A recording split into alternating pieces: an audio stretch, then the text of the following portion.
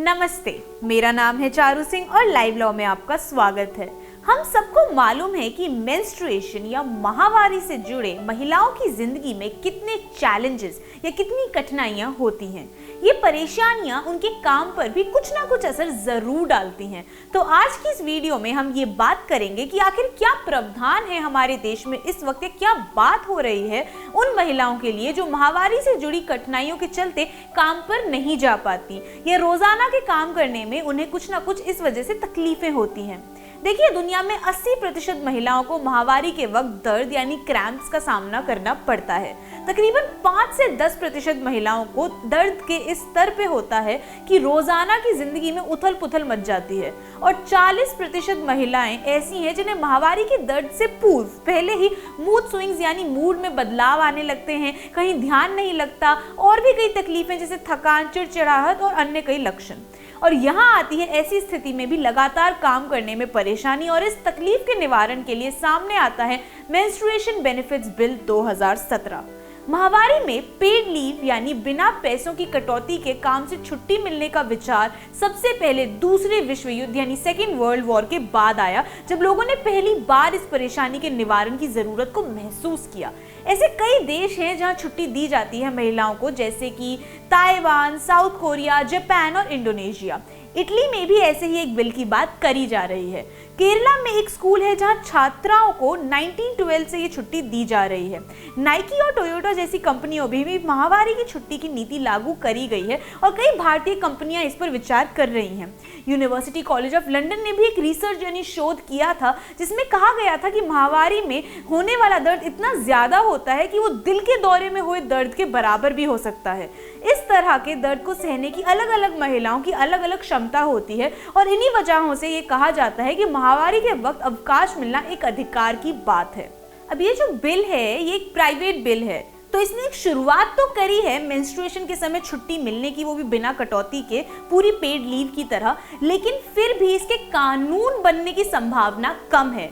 जैसा कि हमने आपको बताया कि एक प्राइवेट बिल की कानून बनने की संभावना वैसे भी कम होती है, लेकिन फिर भी एक बार इस बिल में क्या क्या दिया गया है एक बार विस्तार से जान लेते हैं ताकि हमें पता चले कि किस तरह की सोच को लाया जा रहा है महिलाओं को ये अधिकार उन तक पहुंचाने के लिए। ये जो बिल है ये किन पर लागू होता है? तो मेंस्ट्रुएशन बेनिफिट्स बिल 2017 की धारा 2 के अंतर्गत ये हर एस्टैब्लिशमेंट पर लागू होता है। हर प्रतिष्ठान जैसे कि खदान, बगान, सरकारी हो या प्राइवेट, सब पर लागू होगा। इसमें ऐसे एस्टैब्लिशमेंट्स भी शामिल हैं जहां कर्मचारी घुड़सवारी या कलाबाजी ऐसा कोई भी प्रदर्शन करते हैं। इसमें वो दुकानें भी शामिल हैं जहां कम से कम 10 लोग काम करते हैं और वो सेल्फ एम्प्लॉयड यानी सर्व रोजगार करने वाले लोग भी इसमें शामिल हैं। साथ ही ऐसे असंगठित यानी अनऑर्गेनाइज्ड क्षेत्र या फिर अनऑर्गेनाइज्ड सेक्टर भी इसमें मौजूद है जहां पे 10 से कम कर्मचारी काम करते हैं। बिल का सारा सार उसकी धारा 4 में मिलेगा। ये धारा माहवारी के दौरान एक पेड छुट्टी की अनुमति देती है। कोई भी महिला जो कि एक पंजीकृत प्रतिष्ठान यानी स्टैब्लिश्ड रजिस्टर्ड एस्टैब्लिशमेंट में काम करती है या फिर 8वीं या उससे ऊपर की कक्षा में पढ़ती है, 4 दिन की छुट्टी का लाभ उठा सकती है। ये उसका अधिकार है। बिल की धारा 8 माहवारी की मान्यता का प्रावधान है। ये प्रावधान कहता है कि इस बिल के अंतर्गत हर महिला को अपनी माहवारी की आत्म धारणा करने का अधिकार है और इस बिल के अंतर्गत दिए अधिकारों का लाभ पाने के लिए अगर किसी महिला को किसी भी प्रकार की कठिनाई का सामना करना पड़ता है तो harassment of women at work place prevention prohibition and redressal act 2013 के अंतर्गत बनी इंटरनल कंप्लेंट कमेटी के पास जाकर शिकायत कर सकती है या एस्टैब्लिशमेंट में गठित किसी और शिकायत की समिति के पास भी शिकायत करने के लिए जा सकती है।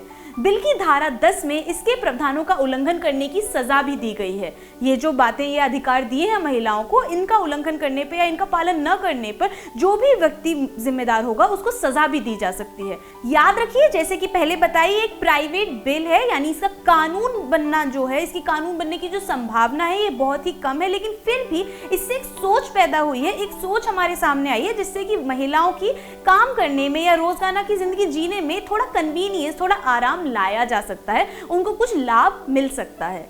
इसके बाद कुछ ऐसी महिलाएं भी हैं, कुछ ऐसे वर्ग भी हैं जो इसके खिलाफ भी अपनी बात आगे रखते हैं। कहते हैं कि अगर कंपनियों को ये कहा जाएगा कि उन्हें महिलाओं को माहवारी के वक्त छुट्टी देनी ही देनी है तो वो शायद कम महिलाओं को और ज्यादा पुरुषों को नौकरी देने लगेंगी। साथ ही उनको प्रमोशन धीरे मिलेंगे, उनकी सैलरी में यानी उनकी तनख्वाहों में भी कुछ ना कुछ फर्क आ सकता है और वो माहवारी को एक बीमारी की तरह ट्रीट करने लगेंगे, एक बीमारी मानने लगेंगे माहवारी को। बस इसी राय के साथ आज की इस वीडियो को समाप्त करते हैं। आपकी क्या राय है आप हमें कमेंट सेक्शन में जरूर बताइए। आज की वीडियो में इतना ही और सब्सक्राइब करना न भूलें। धन्यवाद।